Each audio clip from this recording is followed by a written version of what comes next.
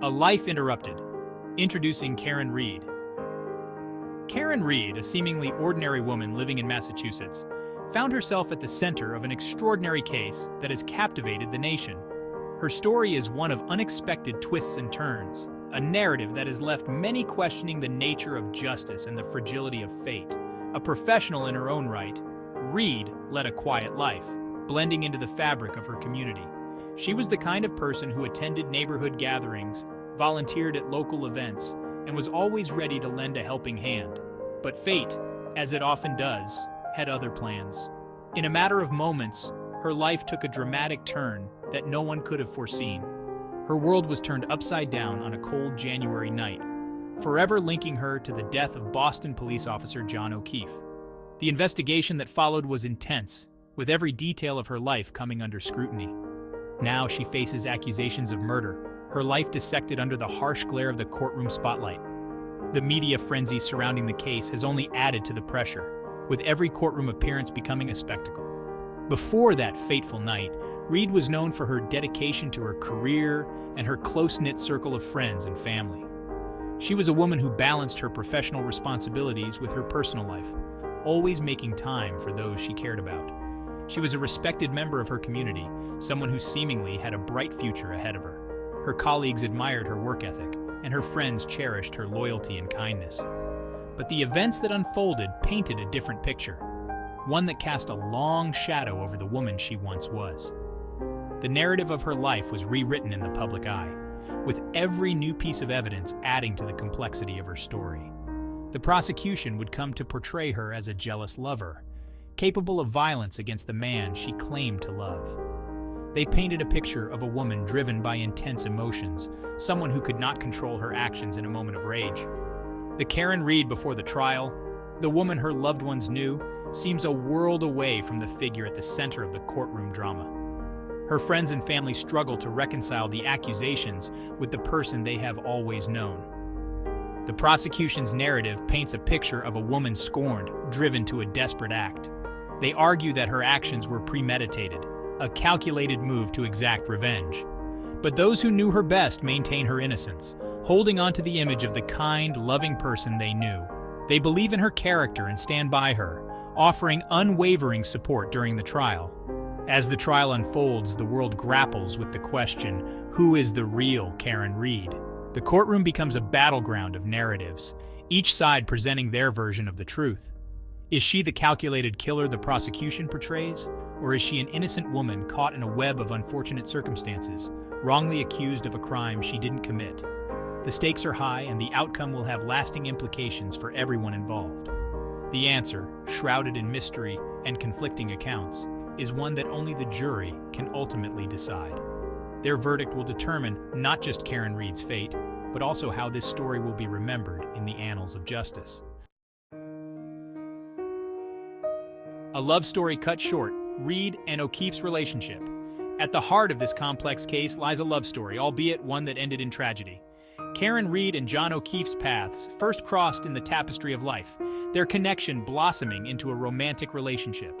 O'Keefe, a respected Boston police officer, cut a striking figure in uniform, a symbol of strength and authority.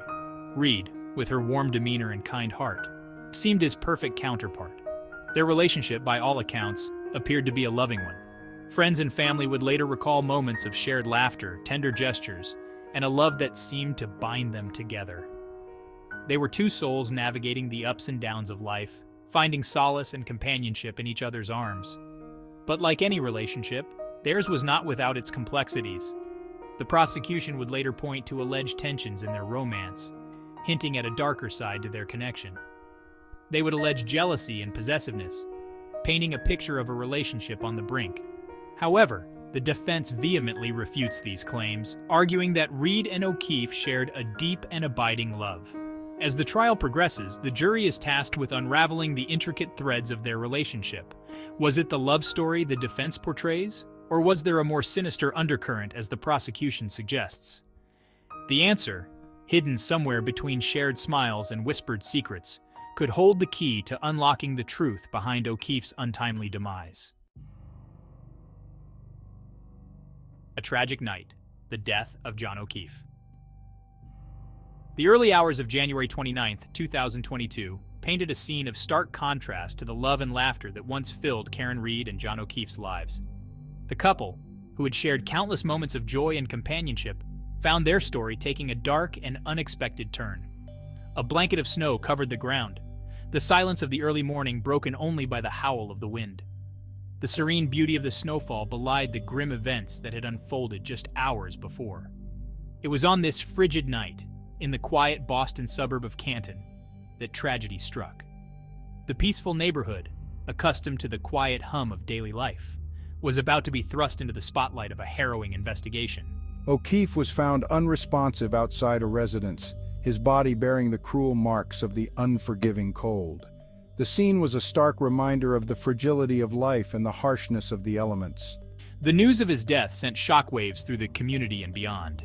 Friends, family, and colleagues were left grappling with the sudden loss of a man who had been a pillar of strength and support. O'Keefe, a man who dedicated his life to protecting others, lay lifeless, his story cut tragically short. His commitment to his duty and his community made his death all the more poignant. The image of the strapping officer, once a symbol of strength and security, was replaced with the grim reality of his demise. The community mourned not just the loss of a man, but the loss of a hero. As investigators descended upon the scene, a sense of urgency filled the air. The need to uncover the truth and bring justice to O'Keefe's memory was palpable. Every snowflake that fell, every gust of wind, seemed to whisper the same question. What happened to John O'Keefe? The mystery surrounding his death deepened with each passing moment. The initial shock soon gave way to a thirst for answers, a need to understand how such a tragedy could befall someone who dedicated their life to upholding the law. The community's grief was matched only by their determination to find the truth. The investigation quickly focused on Karen Reed, the woman who had spent the previous evening with O'Keefe. Her life, once filled with promise and happiness, was now overshadowed by suspicion and scrutiny. The narrative that began to emerge was one of a night of revelry gone wrong, a story of love, loss, and the bitter sting of accusation. The events of that night were pieced together, revealing a complex web of emotions and actions. As the details of that fateful night slowly unraveled, one thing became clear. The life that Karen Reed once knew was gone, replaced by a fight to prove her innocence in the face of a tragedy that shook a community to its core. The journey ahead would be long and arduous, filled with legal battles and emotional turmoil as the search for justice continued. Two sides to a story: accident or murder. The death of John O'Keefe became a tragic tale of two narratives, each vying for the attention of the jury and the court of public opinion. The case quickly captured the public's imagination, with media outlets and social media platforms buzzing with theories and speculations. Was it a cold-blooded murder or a heartbreaking accident? The courtroom became the stage for a dramatic showdown, with each side presenting their version of events in a bid to sway the jury. The prosecution, armed with their interpretation of the evidence, painted a picture of a calculated act, a crime of passion fueled by jealousy and rage. They meticulously laid out their case piece by piece, aiming to construct a narrative that would leave no room for doubt. Their portrayal of Karen Reed was that of a woman driven to the edge, her emotions boiling over into a deadly confrontation. They alleged that Karen Reed, consumed by anger, intentionally harmed O'Keefe, leaving him to succumb to the bitter cold of that January night. The prosecution's argument hinged on the idea that Reed's actions were premeditated, a deliberate act of violence born out of a tumultuous relationship. They presented evidence that suggested a history of conflict and tension between the couple, painting a picture of a relationship on the brink. Their case hinged on presenting Reed as a woman scorned, driven to a desperate act by the complexities of her relationship with O'Keefe. They highlighted moments of discord and alleged that Reed's emotional state was a ticking time bomb. The prosecution's narrative was clear. This was not an accident, but a calculated act of revenge. They pointed to inconsistencies in her story, alleged signs of a struggle, and the sheer brutality of O'Keefe's injuries as evidence of her guilt. The prosecution's forensic experts detailed the nature of O'Keefe's injuries, suggesting that they were too severe to be the result of an accident. They argued that the physical evidence told a story of violence and intent. Their narrative, woven with threads of doubt and suspicion, aimed to convince the jury that Reed was capable of such a heinous act. They sought to dismantle any notion of innocence, urging the jury to see Reed not as a victim of circumstance, but as the perpetrator of a brutal crime. The defense, however, presented a starkly different account, one of a tragic accident and a woman wrongfully accused. They painted a picture of a loving relationship marred by a tragic mistake, rather than a premeditated act of violence. The defense's strategy was to humanize Reed, to show her as a person capable of making a terrible mistake, but not a murderer. They argued that O'Keefe's death, while undeniably heartbreaking, was not a result of foul play, but rather a series of unfortunate events. The defense suggested that the circumstances leading to O'Keefe's death were a tragic confluence of bad luck and poor judgment, rather than malicious intent. They maintained that Red, distraught and disoriented after accidentally striking O'Keefe with her car, left him believing he was simply intoxicated, unaware of the severity of his injuries. The defense emphasized Reed's state of mind, arguing that her actions were those of a person in shock and confusion, not a cold-blooded killer.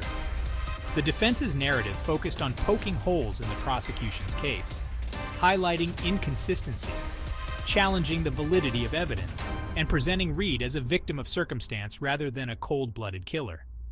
They scrutinized every piece of evidence, questioning its reliability and the conclusions drawn by the prosecution. They urged the jury to look beyond the prosecution's narrative, to see the loving partner, the grief-stricken girlfriend, the innocent woman caught in the crosshairs of a tragedy not of her making. The defense's closing arguments were a plea for empathy and understanding, asking the jury to consider the possibility of a tragic mistake rather than a deliberate act of violence. As the trial unfolded, the courtroom became a battleground of perspectives, each side presenting their version of the truth. The jurors were tasked with the monumental responsibility of discerning fact from fiction, of determining which narrative held the weight of truth. The jury, tasked with sifting through the tangled web of evidence and testimony, found themselves at a crossroads, forced to choose between two contrasting narratives: a tale of brutal murder or a story of a tragic accident and a woman wrongly accused. The outcome of the trial would hinge on their ability to navigate the complex and often conflicting evidence presented by both sides, ultimately deciding the fate of Karen Reed.